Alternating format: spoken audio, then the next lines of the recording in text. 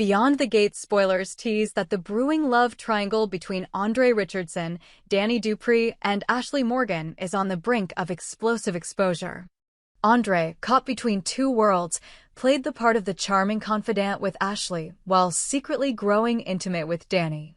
What began as a fleeting mistake soon tangled itself into something much darker, something Andre thought he could control until everything began to unravel. Andre had known Ashley for years. Their friendship had always skirted the line between emotional intimacy and flirtation. They shared late-night phone calls, long walks through the park, inside jokes that even their closest friends didn't understand. There was chemistry, no question, but timing always got in the way. Ashley was in a committed relationship with Derek Baldwin, a dependable firefighter with a strong jawline and a sterling reputation. He adored Ashley, and for a long time, she thought that was enough. But as the cracks in her relationship with Derek deepened arguments over the future, his unpredictable schedule, her growing discontent, Ashley found herself confiding in Andre more and more. He was always there, always available, always listening. When her relationship with Derek finally collapsed under its own weight, Andre was waiting. He didn't push. He didn't pressure. He simply offered a smile, a drink, and a comforting presence. What Ashley didn't know was that by the time she finally opened her heart to Andre, he had already become entangled with Dani. It started innocently enough. A party. Too much wine. Dani had just gotten out of a long-term relationship herself and wasn't looking for anything serious. Andre, in that moment, was charming and spontaneous. One night turned into another. Then another. Eventually, Andre told himself that it was harmless. That it wasn't serious. That Dani knew the rules. But Dani didn't know the rules. And if she did, she hadn't agreed to them. As their connection deepened, Andre began to feel something real. Dani, despite her aloofness and walls, made him laugh in a way Ashley never had. Where Ashley brought warmth and familiarity, Dani brought unpredictability and fire. And Andre, driven by ego and desire, wanted both. He tried to end it with Dani once, stumbling through half-truths and vague excuses. But Dani had stared him down, unblinking, and said, "We both know you're not walking away from this." Not yet. He didn't. He couldn't. Then came the night at the Blue Lantern. The bar buzzed with weekend energy. Ashley looked radiant in a blue wrap dress that matched the dim neon lights, her laughter spilling over the noise as she talked with Andre. Their chemistry was undeniable, and Andre leaned into it, brushing her hand with his fingers, whispering words he barely thought through. He was chasing something, a feeling, maybe. A validation. And Dani saw it all. She had arrived with a group of friends, not knowing Andre would be there and certainly not expecting to see him cozying up with someone else. But it wasn't just anyone else. It was Ashley. The woman Dani had long suspected, still held a piece of Andre's heart. At first, Dani said nothing. She stood at the edge of the bar, drink untouched, watching. Listening. Absorbing. Then she snapped. She stormed across the floor, slammed her drink on their table, and let loose. "You're unbelievable," she spat at Andre. "You tell me I mean something, then you pull this?" Ashley froze. Wait. What is she talking about? Dani turned to her. "You don't know, do you? You think you're the only one? We've been together for months." "Months, Ashley. He's been sleeping with both of us." Andre tried to calm them, but the damage was done. The bar went quiet, heads turning toward the scene. Ashley stood, eyes wide with betrayal. Her voice cracked. "Tell me she's lying." Andre opened his mouth, but no words came out. Just silence. Ashley slapped him. Then she left. Dani followed, not after her, but away. The look she gave Andre before disappearing into the crowd was not one of heartbreak. It was of disgust. Andre stood alone, stunned, the world spinning around him. Over the next week, both women cut him off completely. Ashley blocked him on every platform. Dani quit her job and vanished from her apartment. Word spread quickly, and Andre found himself the subject of ridicule and judgment. Friends distanced themselves. Strangers whispered. He spiraled. The humiliation curdled into rage. Rage toward Dani for confronting him. Rage toward Ashley for believing her. Rage toward himself, though he refused to admit it. He began to drink heavily. Missed work. Got into fights. He left voicemails for both women, long, rambling apologies that turned into accusations, threats, and sobbing. They never responded. That silence, more than anything, drove him over the edge. Andre began to follow them. He found Dani first. She had moved into a sublet across town under a different name. He watched from his car as she came and went, documenting her schedule. He told himself he just wanted closure. One final conversation. One last chance to explain. But the way he clutched the steering wheel said otherwise. Next came Ashley. She had thrown herself into work, volunteering at the hospital and staying with her sister. But Andre knew her routines. He waited outside the clinic one evening, watched her hug a coworker goodbye. She looked happy, free, as if he had never existed. The sight enraged him. He spent the next few days planning. Not thinking planning. In the haze of his deteriorating mind, Andre convinced himself he had been wronged. That Dani and Ashley had taken something from him. That they had turned him into the villain in a story where he was just a man who loved too much. He purchased supplies, gloves, rope, burner phones. He read survival guides and deleted his social media. He mapped escape routes and memorized back roads. This wasn't a spontaneous act. It was meticulous. Chilling. One evening, he crept into Dani's apartment building through the rear entrance. He wore a cap pulled low and carried a duffel bag. He waited in the stairwell until she returned home. She never saw him step behind her. But Dani had changed. She wasn't soft anymore. She fought. The struggle left both of them bloodied. She managed to knee him in the ribs and flee, screaming down the hallway. Neighbors called the police. Andre ran. He ditched his bag in a dumpster and disappeared into the night.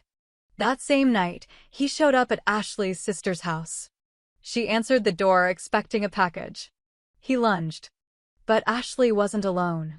Derek, her ex, had stopped by to drop off some belongings. He tackled Andre before he could do serious harm. The police arrived minutes later. Andre was arrested. And everything came out. The surveillance photos. The journal entries. The threats. The duffel bag containing duct tape, zip ties, and a hunting knife. He was charged with attempted murder, stalking, and unlawful possession of a weapon. In the courtroom, neither Dani nor Ashley spoke to him. They sat together, silent, side by side. Because Andre hadn't just betrayed them. He had become their nightmare. And now, behind bars, he was left with the one thing he had tried so desperately to escape. Himself. Andre was locked away, but the damage he left behind spread far beyond the courtroom walls. Dani struggled to sleep, constantly checking the locks, jumping at every unexpected sound. Her bruises faded, but the psychological scars didn't. She moved again, this time across state lines, hoping anonymity would shield her from the ghosts still lurking in her mind. Ashley, too, changed. She began attending trauma support groups, where she spoke sparingly at first, then with growing resolve. She returned to school, diving into psychology courses, desperate to understand how someone could love and manipulate with such precision. Though she was grateful for Derek's help that night, she never reconnected with him romantically. Too much had happened. Something in her had shifted permanently. But even behind bars, Andre wasn't done. He wrote letters. Hundreds of them. Pages filled with rambling apologies, veiled threats, love poems, philosophical manifestos. Dani received the first one 3 weeks after the trial ended. She burned it without reading past the first line. Ashley got hers a few days later. She handed it to her therapist, then blocked the prison's mailing address entirely. But Andre found ways to keep sending them. New aliases. Third parties. Social media burner accounts. A parole hearing was scheduled a year later. It shouldn't have mattered, the charges were too serious for early release. But Andre had been the model inmate. No incidents. Full compliance. A prison psychologist wrote a glowing recommendation. He said Andre showed remorse. Dani and Ashley were notified. They were offered the chance to testify. Neither hesitated. Dani stood in front of the board, voice calm but eyes burning. She told them how she stopped trusting people. How she still checked under her bed every night. How she flinched at strangers who looked like him. Ashley followed, her statement written but delivered without shaking. She described the night he came for her. The guilt she carried for not seeing the signs sooner. Andre watched from behind a glass panel. He didn't blink once. The board denied his release. But that wasn't the end. 6 months later, Ashley was walking home from her shift when she noticed someone following her. Not close, not obvious, but consistent. She crossed the street. They crossed too. She turned around. The figure ducked into an alley. She reported it to the police, but with no clear threat or ID, there was nothing they could do. A few weeks later, Dani received an anonymous package. Inside was a flash drive. It contained audio man's voice breathing, whispering, then laughing. There were no words she could make out clearly, but she recognized the laugh. She hadn't heard it in over a year. It still sent ice down her spine. Andre wasn't out. But he had friends. Ashley reached out to Dani for the first time since the trial. They met in a quiet diner outside of town. Both looked older. Wearier. But their shared trauma created a bond stronger than any old wounds. Together, they pieced together everything they knew. The patterns. The messages. The timelines. Ashley suspected Andre had been in touch with someone on the outside, someone he manipulated from within prison the same way he once manipulated them. Dani remembered a man Andre used to talk about in passing, Jerome Tucker, a former cellmate with a hacking background. She dug through old voicemails, old texts, even an old email draft Andre had written her and never sent. There was a pattern. Coordinates. A message hidden in plain sight. They brought what they found to the police, but again, with no concrete proof, it was treated as paranoia. So they took matters into their own hands. Dani used her old contacts in IT security to trace the flash drive's origin. It had been sent from a small town 2 hours north, near a halfway house run by a private religious group. Ashley and Dani drove there under aliases, posed as volunteers. And that's when they saw him. Jerome. He was handing out food at a soup kitchen under a new name, Samuel. But Dani recognized the tattoo on his hand. The one Andre had described. They confronted him. At first, he denied everything. Then he laughed. He said, "You were smart," Jerome muttered. He said, "If anyone could track me, it'd be you." Ashley demanded to know what Andre wanted. Jerome said nothing. But later that night, Dani's car was broken into. Her laptop was gone. So were the notes they had taken. And on her windshield was a sticky note with one word. Soon. They knew it was only a matter of time. Ashley moved again. Dani went off the grid entirely. They agreed not to speak for a while, hoping silence would protect them. But silence had never protected anyone from a man like Andre. Back inside the prison, Andre played the part of the reformed man. He taught writing classes, led group meditations, wrote essays about redemption that were published in online journals. His popularity among reform advocates grew. A movement began online, calling for a reevaluation of his case. They argued he had been demonized, misunderstood. Ashley saw one of the videos by accident, a well-produced documentary-style piece titled "The Price of Misjudgment." It painted Andre as a victim of overzealous prosecution. Dani was shown as unstable.